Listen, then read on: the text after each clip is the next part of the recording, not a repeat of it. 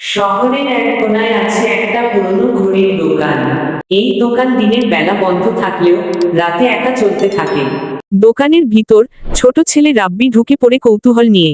এই দোকানটা তো অনেক দিন ধরে বন্ধ, কিন্তু দরজা খোলা কেন?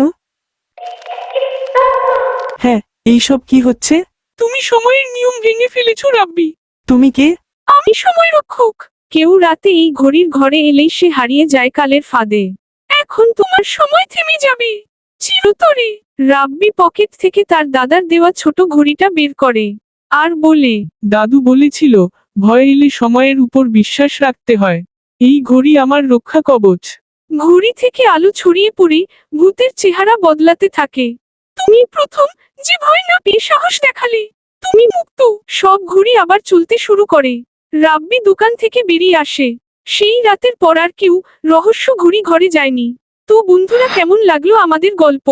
ভালো লেগে থাকলে অবশ্যই লাইক সাবস্ক্রাইব করে দিও।